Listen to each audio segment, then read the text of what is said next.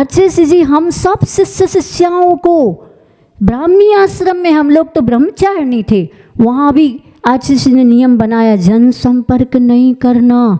आश्रम कर्म काटने के लिए है, दिन काटने के लिए नहीं। मतलब आचार्य को हमने अधिकार दिया तो उन्होंने अधिकार के साथ हम लोगों को भी संकेत दिए। तो ऐसे हम सभी के आचार्य भगवंत तो ऐसे कमल की तरह जिनवाणी की, जिन शासन की उस गंध को, सुगंध को, उस खुशबू को हम सबकी नासिका को तृप्त करते रहे, आत्म तत्व को भी, मन को भी तृप्ति मिलती रही। ऐसे आचार्य भगवंत के लिए जिन्होंने हमें कहा है कि ना नरक ना स्वर्ग के द्वार खोलना है, न नरकों के द्वार खोलना है, हमें तो अपने आत्म तत्व के द्वार खोलना है। सो आज की इस देशना को योगेश अलीगढ़ भी सुन ले, भविष्य में हम बताने वाले हैं। जिन्होंने अभी आचार्य जी के लिए भी बहुत बुरा कमेंट्स किया है, मैं और उन्होंने ब्रह्मचारिणी रेखा और के लिए भी कमेंट्स किया है, मैं समय मिलने पर उनको भी आगम से जवाब दूंगी और वही जवाब दूंगी जो हमारे आचार्य जी का दुनिया में हकीकत है। कोई ख्वाहिश नहीं, आचार्य विद्यासागर का दुनिया में कोई जवाब नहीं, वो लाजवाब लाजवाब लाजवाब। तुम लोग इतने कमज़ोर बुद्धि के निश्चय नय का आश्रय सहारा लेकर के तुम साधुओं को मूलाचार संविधान बताने चले और तुम घोषणा करने चले कि वो कहाँ है। तुम्हारी बुद्धि को तो निकाचित कर्म बन गया है, तुम स्वयं वहाँ जाओगे जहाँ तुम दूसरों को भेजने की कोशिश कर रहे हो।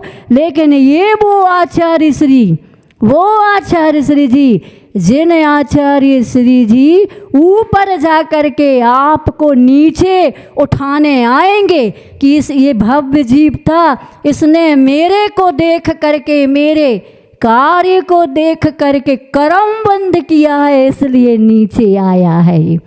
जैसे सीता रावण को संबोधने गई, कोई चिंता की बात नहीं, उल्टी बुद्धि वाले उल्टा ही तो बोलेंगे।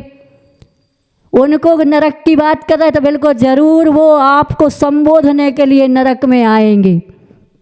16वें स्वर्ग के देव तीसरे नरक तक जा सकते हैं, प्रथम से 16वें तक के, और भिड़ाने के लिए जाते हैं अम्बारीश इत्यादि जाति के देव। सब लोग सुन लें, जो योगेश जैसी वृत्ति प्रवृत्ति करके गुरु को अपमानित किया वो भी सुन लें, और वह अलीगढ़ का योगेश भी सुन ले, क्योंकि अलीगढ़ के ताले अभी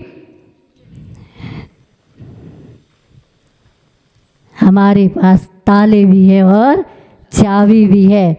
उनके मुख में ये ताला लग जाए, समाज ध्यान रखे।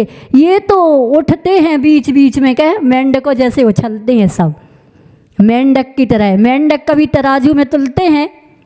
क्यों बताइए, मेंढकों को तराजू में तोल सकते? एक को रखोगे, जो रखा हुआ है वो उचक के, ये ऐसे ही उचकते अवसर पा करके।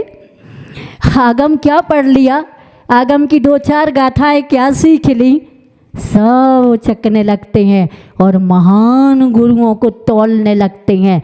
तुम क्या तौलोगे, तुम तो खोलोगे।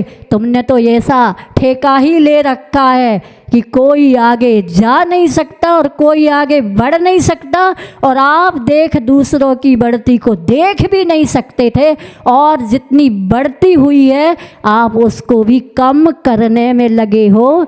इसलिए सबको ये चेतावनी है कि कोई भी अपना मुख ना खोले, क्योंकि हमने एक और पढ़ा था कि जब इंसान जिंदा रहता है, अच्छा इंसान जिंदा रहता है, तो उसकी निंदा होती है, और मृत्यु के बाद तो उसकी तारीफ होती है। लेकिन मैंने थोड़ी सी देर चिंतन किया, मैंने कहा हमारे आचार्य जी गए ही नहीं हैं, वो तो जीवित हैं और जब तक जीवित रहेंगे ऐसे खलनायकों के लिए उनकी निंदा करने का अवसर मिलेगा। लेकिन भगवान से प्रार्थना है कि इनको भी सद्बुद्धि मिले, इनको भी सद्बोध मिले, ये बोध का शोध करें और शोध के साथ अपनी आत्मा को शुद्ध सम्यक दृष्टि बना करके वो भी गुरु के समूह शरण में, जैसे कमठ पारसनाथ के समूह शरण में चला गया ना उपसर्ग करने के बाद, प्रार्थना है ये भी अपनी आत्मा में ऐसा कोई प्रयास पुरुषार्थ कर लें कि आचार्य भगवंत के आगे देव के बाद जो मनुष्य पर्याय धारण करेंगे चौथे काल में अविदेश क्षेत्र में, तो प्रार्थना है तुम भी उस समूह शरण में पहुंच जाना और परख लेना और देख लेना कि हम नीचे क्यों बैठे हैं, और वो समूह शरण के तीर्थंकर बन के समूह शरण में बैठ करके उनकी दिव्य देशना को सुनोगे। और भी आगे मैं कहती रहूँगी तो सम्यक दृष्टि जीव इंद्रपद पाते हैं। इसी भावना के साथ बोले भगवान महावीर स्वामी की, संत श्रोमणी आचार्य भगवंत गुरुदेव श्री विद्यासागर जी महाराज की, गुरुनाम गुरु श्री ज्ञान सागर जी महाराज की, आचार्य भगवान श्री समय सागर जी महाराज की, 3 काम 9 करोड़ मुनि राजों की।